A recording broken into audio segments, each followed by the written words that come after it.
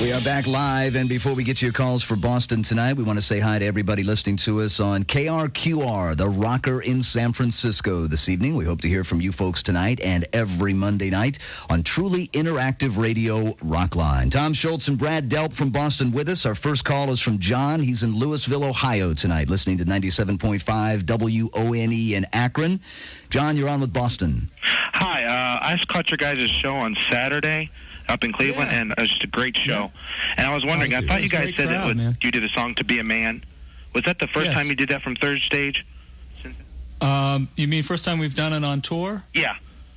No, actually, the last tour we did the entire Third Stage record pretty much from beginning to end. So this is the second time. You always have to do the entire thing if you do it from beginning to end. But I mean, it wasn't interspersed, because we did some of the older things first, and then we did the complete Third Stage record, and then ended up with some older songs. So I think that was your question, right? Have we played it before? Right, yeah. And yes, we have. Thank you, John. We liked it so much. We played it again. You played it again. Dave is in Racine, Wisconsin, listening to Laser 103 in Milwaukee tonight. Dave. How you doing, Tom and Brad? Hi, how are you? I'm doing pretty good. I got two quick questions. This first one's for Tom. Since your invention of the Rockman, have you done any other projects in that area? Oh, well, excuse me. Yeah, lots of things in the musical instrument equipment area. Just all things that we need either on stage or in a studio. And, not all of them are available to the public. A lot of them aren't things that that many people would be interested in. But, yep, many, many things. And we're traveling with the world's most unusual and largest Hammond organ, highly modified this tour. That was a product of our little side endeavors. And all of our amplifiers were designed in our little research facility there. Dave, what's your other question? Real unusual looking. My other question's for Brad. Will you be doing any RTZ albums in the future? I don't know. I had a good time doing the last one. We had a fun tour with that as well. Obviously, this is preeminent in what I'm doing now, and remains to be seen how long we're going to be out on the road and what happens from that point. But I'm kind of, I actually, when I was home, I also had, just on the side, a little Beatle band, because I've been a big fan of the Beatles. You had these little Beatles. Yeah, we had these little small Beatles that played guitars. So I was doing, obviously not a career move to cover Beatles songs, but just for pure enjoyment. So I'm looking forward to doing a number of things probably when we get off tour. Try and keep busy. Thanks, Dave. Jeff is in Edwards, California tonight, listening to 93.5 KLKX in Palmdale. Jeff, you're on with Tom and Brad. Hey, Tom. Hi, Brad. How's it going, guys? Yo, Jeff. It's great to hear you guys are back together, and I can't wait to see you when you come out here to California. My question is, are we going to have to wait another 7 years for a Boston album, or are you planning on putting one out in a more timely manner? I'll let the producer answer that. Oh, that's it. That's Blame you. it on me. That's you. Well, it's always going to be several years, but Walk On took 3 years in the studio. Of course, it took 2 years to build the studio. It took a year to play in the studio before we started building it. But now we've got the studio, so maybe 3 years. I'm determined to have it done before the millennium. That's the goal. There you go. All right, Jeff, thanks for the call. A lot of people have mentioned either dates they have seen you at or dates upcoming. Let me pass along a few. Tomorrow you'll be in Nassau at Jones Beach. On the 7th in Homedale, New Jersey at the Garden State Arts Center. At Great Woods in Mansfield, Massachusetts on the 9th. On the 10th in Scranton, Pennsylvania. At the War Memorial in Rochester, New York on the 11th. June 16th in Philadelphia at the Blockbuster Sony Pavilion. At Columbia, Maryland on the 17th, Manassas, Virginia on the 18th, June 20th in Richmond at the Classic Amphitheater, at Walnut Creek in Raleigh, North Carolina on the 21st, June 23rd, catch Boston in Charlotte, North Carolina at the Blockbuster, in Nashville on the 25th, and on the 24th rather, and June 25th, they'll be in Atlanta.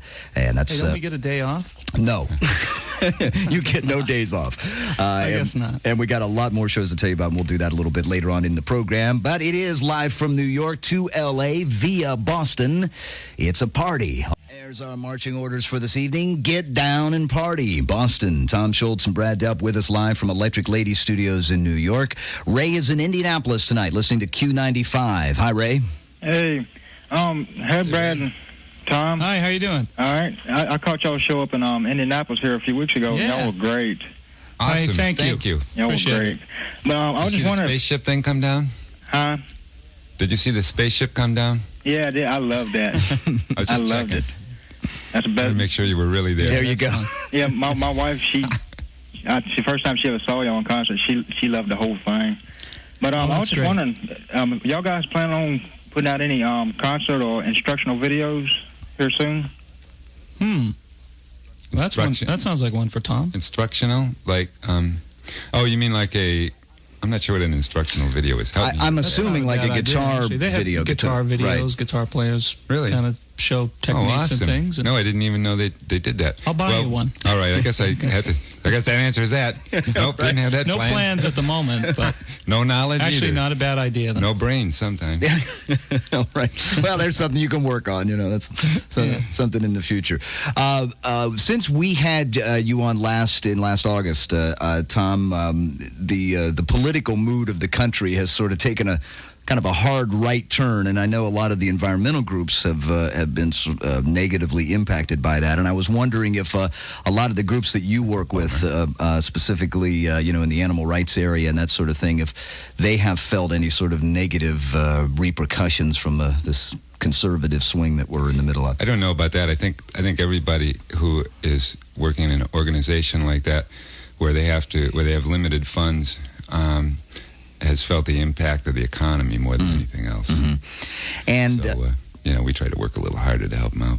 and I believe there are things going on during the Boston shows where people can get involved. Is that right? We have, at some of the shows, we have people disseminating information at tables. So look for that if you're going to any of the future Boston shows. And let me pass along a few more quick dates here, shall we? On the 27th of June, you can catch Boston and about a 2.5-hour show, I understand, in Birmingham, Alabama. Also in 2.5. somewhere in that neighborhood. 2.5 plus. 2.5 plus. June 29th in Orlando, and Miami on the 30th, Tampa on the 1st of July, July 2nd in Pensacola, Dallas on the 4th of July, New Orleans on the 6th, Houston on the 7th, Little Rock, Arkansas on the 8th, Tulsa on the 9th, Albuquerque on the 11th, and that's a partial list. Call your rock And the line. 10th, we're off. And you're off on the 10th, as a matter of fact. You are. Vacation. This album enjoys the lofty status of being one of the top 5 best-selling albums of all time. Last time we checked, it was 15 million and counting. Not bad for just being a rock and roll band out of Boston. Rock and roll band, Brad Delp and Tom Schultz with us from Boston, and we'll be back with more of your phone calls coming up on the Global Satellite Network.